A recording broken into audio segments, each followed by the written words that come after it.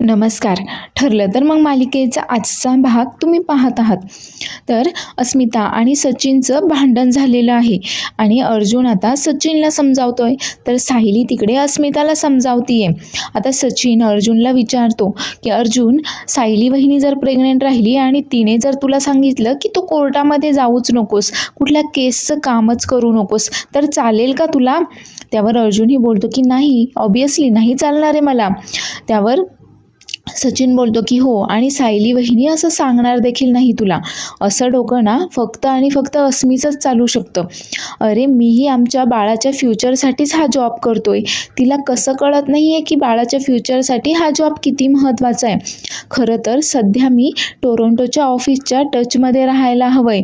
तिथे एक मोठा प्रॉब्लेम झाला आहे. HR डिपार्टमेंटमध्ये खूप जास्त इश्यू चालू आहेत आणि मी तिथे जाऊन हा सगळा प्रॉब्लेम सॉल्व्ह करायला हवा आहे. पण मी काय करतोय, मी मात्र ते सगळं काही सोडून इथे आलोय अस्मिताला भेटायला, आणि ती मात्र उलट माझ्याशीच भांडणं करतीये. आता अर्जुन सचिनला समजावत असतो की अरे असं नाही आहे, आजकाल ती जास्त हळवी झाली आहे आणि तुला तर माहिती आहे ना तिचा स्वभाव कसा आहे, त्यामुळे कदाचित तिची चिडचिड होते वगैरे. पण सचिन मात्र आता अस्मिताच कशी दोषी आहे हे अर्जुनला दाखवून देत असतो व बोलतो की अरे आमच्या बाळाच्या फ्युचरसाठी हा जॉब खूप महत्त्वाचा आहे, आणि आत्ता जर मी टोरंटोच्या ऑफिसच्या टचमध्ये नाही राहिलो ना तर माझा जॉब जाईल. पण हिला मात्र ते समजतच नाही आहे. मी इथे आल्यापासनं ती फक्त भांडणं करते, संशय घेते, शंका घेते. त्यावर अर्जुन बोलतो की नाही, अरे ती काही संशय वगैरे घेत नाही तुझ्यावर, फक्त तिचे जास्त मूड स्विंग्स होतात आणि तू तिच्यासोबत असावं एवढंच तिला वाटतं, एवढंच काय. पण सचिन बोलतो की नाही, हे असंच आहे, ती सतत भांडणं करत असते आणि शंका घेत असते. तर अर्जुन आता सचिनच्या खांद्यावर हात ठेवून त्याला धीर द्यायचा प्रयत्न करत असतो. सचिन मात्र खूप खुश असतो की आपण आता कशा प्रकारे अस्मिताची चूक आहे हे सर्वांना दाखवून देतोय आणि सेफ राहतोय म्हणून. तर इकडे सुमन आता नागराज घरी आलेला नाही आहे म्हणून त्याची वाट पाहत असते आणि विचार करत असते की हल्ली यांचं असं न सांगताच बाहेर जाणं खूप जास्त वाढलं आहे. आता कुठे गेले आहेत, हे काल रात्री गेले ते अजून घरी आलेले नाही आहेत.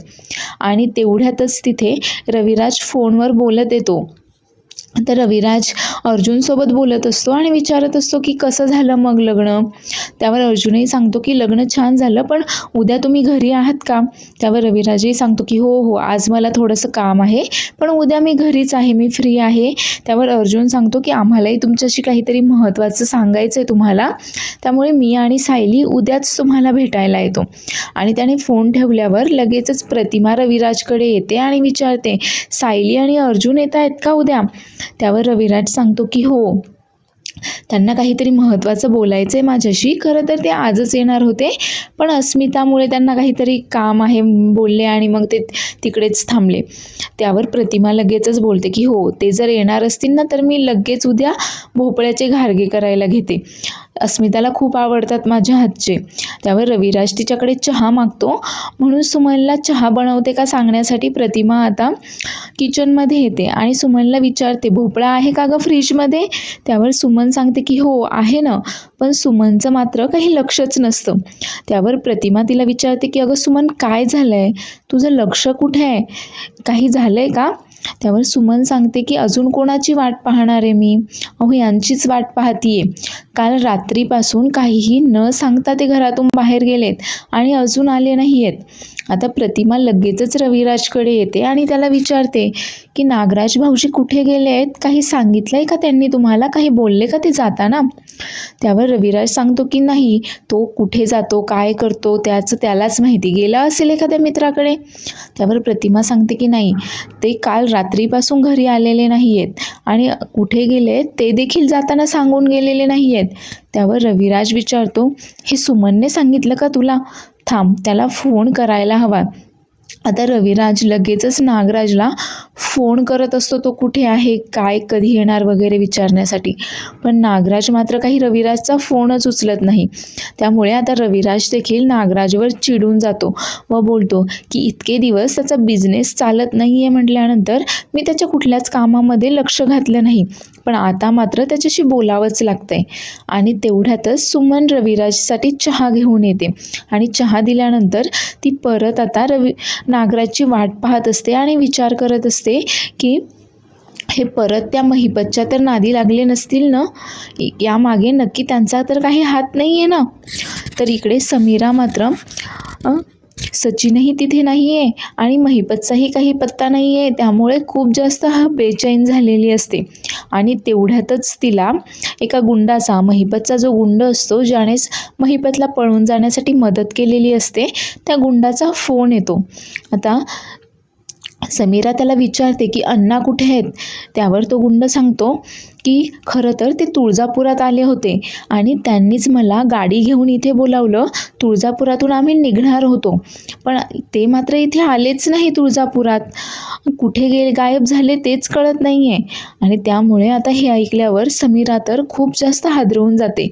त्यावर ती त्या गुंडाला बोलते की मी येऊ का तिकडे, ते तुळजापुरात काय करतायत, तू थांब, मी लगेच निघते तिकडे यायला.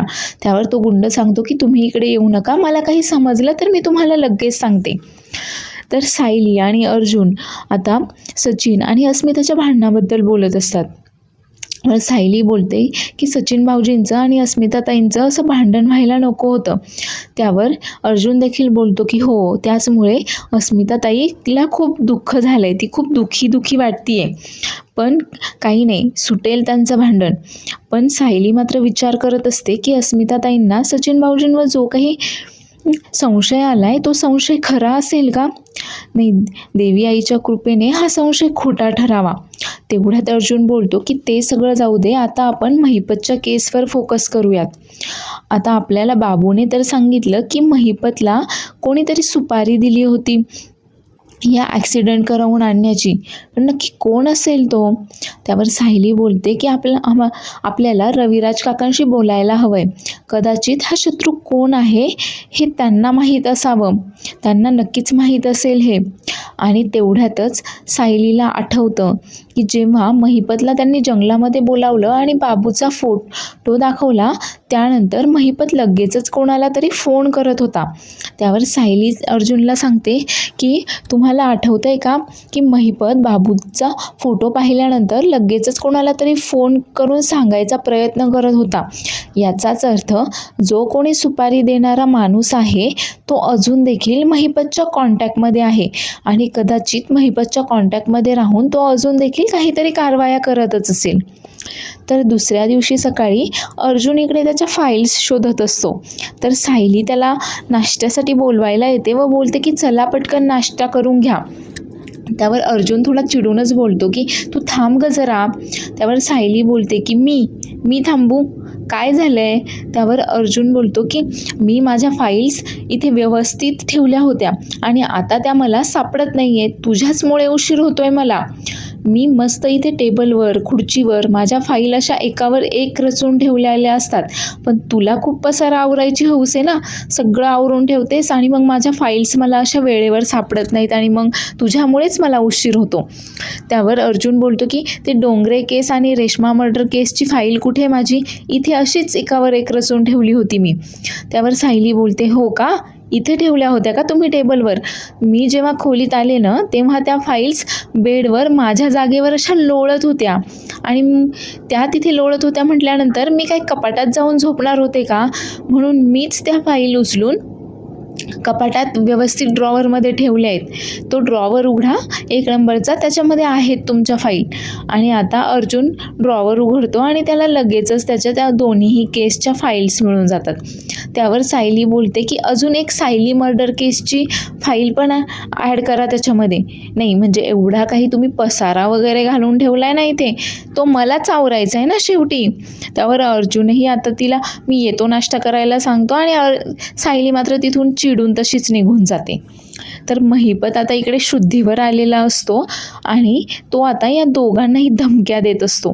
तर महिपत आता नागराज आणि तन्वीला बोलतो की तुमचा ना मर्डर करून तुमचा फोटो असा पनवेलच्या चौकामध्ये लावणार आहे मी, असा चंदनाचा हार बीर लावून, एक हाडसुद्धा सापडणार नाही तुमचं, अशा रक्ताच्या उलट्या करू मरणार आहे तुम्ही, असंच मारणार आहे मी तुम्हाला वगैरे, अशा धमक्या आता हा महिपत चिडून या दोघांनाही देत असतो. आणि याच्या धमक्यांमुळे खरं तर हे दोघेही खूप जास्त घाबरलेले असतात. पण आता महिपत जर सुटला तर आपलं काही खरं नाही हे दोघांनाही कळून गेलेलं असतं. त्यावर तन्वी बोलते की हा जर सुटला ना तर आपलं काही खरं नाही, आपल्याला 24 तास याच्यावर नजर ठेवावी लागेल. त्यावर नागराज बोलतो हो ना, आणि आपल्या दोघांनाच हे काम करावं लागणार आहे, याच्यासारखे आपल्याकडे काही गुंडही नाही आहेत. त्यावर तन्वी बोलते की तुम्ही एक काम करा, तुम्ही इथे थांबा, मी घरी जाऊन येतेच लगेच. त्यावर नागराज बोलतो की वेडी आहेस का तू, सुमनच्या इथे मला फोनवर फोन येत आहेत, दादाचे 15-20 मिस कॉल आले आहेत, मला घरी जाणं जास्त महत्त्वाचं आहे. त्यावर तन्वी बोलते मी आपल्या दोघांनाही घरी जाणं महत्त्वाचं आहे ना, मग आता कसं जायचं त्याचा विचार करा. आपण याला बेशुद्ध करूयात का, आपण याला बेशुद्ध करून जर गेलो तर याच्यावर लक्ष ठेवायची पण गरज नाही लागणार. त्यावर नागराज बोलतो आणि कसं बेशुद्ध करणार आहोत आपण याला, काही मंत्रबिंत्र येतो का तुला बेशुद्ध करायचा. त्यावर तन्वी बोलते की इतकी वेडी वाटते का मी तुम्हाला, थांबा. आणि ती तिच्या पर्समधनं जे औषध तिने तिकडे सावीला दिलं होतं मेहंदीमध्ये गिरिजाला बेशुद्ध करायला, तेच औषध ती काढते आणि बोलते की हे आहे बेशुद्ध करायचं औषध. त्यावर नागराज बोलतो की हे असलं काहीतरी पर्समध्ये घेऊन फिरतेस का तू. त्यावर तन्वी सांगते की नेहमी नाही फिरत काही, तिकडे लग्नाला गेले होते ना मी, तिकडे माझ्या मैत्रिणीला याची गरज होती म्हणून तिच्यासाठी घेऊन गेले होते मी. आता हे महिपतला द्या आणि त्याला लवकर बेशुद्ध करा, म्हणजे आपल्या दोघांनाही लवकरात लवकर इथून निघता येईल. आता नागराज सुद्धा तिने सांगितल्याप्रमाणे तिने दिलेलं औषध आता महिपतला देऊन बेशुद्ध करणार असतो. तर इकडे सचिन मात्र अस्मिताला सोडून परत या समीराकडे आलेला असतो आणि ही समीरा मात्र महिपत भेटत नाहीये म्हणून खूप जास्त बेचैन झालेली असते. त्यावर सचिन तिला बोलतो की अगं तू बेचैन आहेस म्हणून मी माझे सगळे कामं सोडून इथे आलो आणि तरी देखील तू अशीच बेचैन आहेस का. त्यावर समीरा बोलते की हो, तू तुझे कामं सोडून आलास याचा अर्थ माझे सगळे प्रॉब्लेम सॉल्व्ह झाले असा तर होत नाही आहे ना. त्यावर सचिन विचारतो की नक्की काय झालं आहे.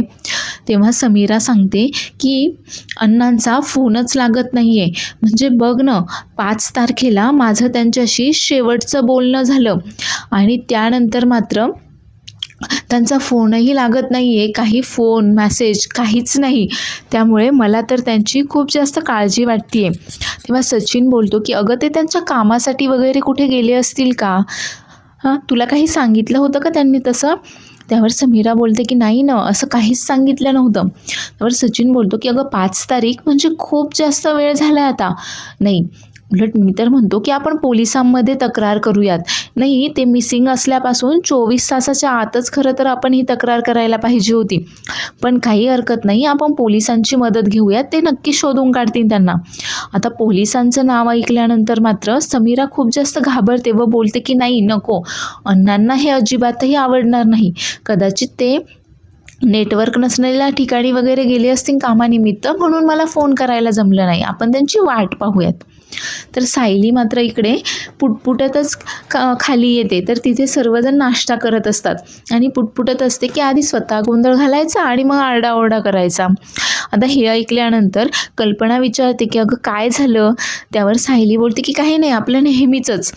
तर प्रताप बोलतो हे वर्णन न फक्त अर्जुनचंच असू शकतं आणि तेवढ्यातच अर्जुन तिथे येतो. त्यावर सायली लगेचच त्याच्यासाठी कॉफी बनवायला किचनमध्ये जाते. तर सगळेजण अर्जुनला तर लग्नाबद्दल वगैरे प्रताप विचारत असतो. त्यावर अर्जुनही सांगतो की हो, लग्न वगैरे सर्व काही व्यवस्थित झालं. आणि अर्जुन आता बोलतो की या महिपतच्या केसकडे ना लक्ष द्यायला काही जमलंच नाही, आता त्या संदर्भातच बोलायला रविराज काकांकडे जायचे आम्हाला, लक्षात आहे ना.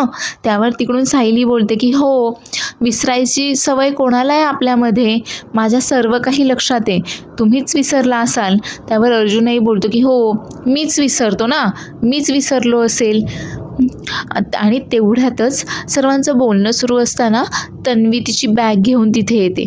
आता तसं सगळ्यांचंच लक्ष तन्वीकडे जातं, पण तन्वी मात्र जसं काही झालंच नाही आहे असं अगदी निर्लज्जसारखं सर्वांकडे पाहते आणि तिथून तिच्या खोलीमध्ये जाण्यासाठी निघते. तेवढ्यातच कल्पना बोलते की तिथे इतका गोंधळ घालून लग्नात आणि इथे असं वागतीये जसं काही झालंच नाही आहे म्हणून. आणि तेवढ्यातच प्रताप विचारतो की 1 मिनिट गोंधळ घालून म्हणजे लग्नामध्ये काही गोंधळ घातला आहे का हिने? नक्की काय केलं आहे हिने मला सांगा तरी. तर पुढील भागामध्ये आपण पाहणार आहोत की आता सायली आणि अर्जुन हे दोघेही रविराजकडे आलेले असतात आणि त्यांनी तिथे बाबू जिवंत आहे हे सगळं ते रविराजला सांगतात. त्यावर रविराजही हे ऐकून आश्चर्यचकित होतो की काय, बाबू जिवंत आहे? आणि पुढे अर्जुन रविराजला सांगतो की हो, आणि खरं तर महिपतला देखील हे सगळ्याची कोणीतरी सुपारी दिलेली होती. महिपतचा तुमच्याशी काही एक दुश्मनी वगैरे किंवा संबंध नाही आहे, पण त्याला सुपारी मिळाल्यामुळे त्याने बाबूला हे काम करायला सांगितलं होतं. हे ऐकून तर सर्वच जण आश्चर्यचकित झालेले असतात. तर नागराज घरी आल्यानंतर रविराज मात्र खूप जास्त चिडून गेलेला असतो आणि त्याला संशय आलेला असतो की याचे महिपतशी अजूनही कॉन्टॅक्ट आहे. त्यावर तो नागराजला बोलतो की मी जे काही विचारतोय ना ते मला खरं खरं सांग.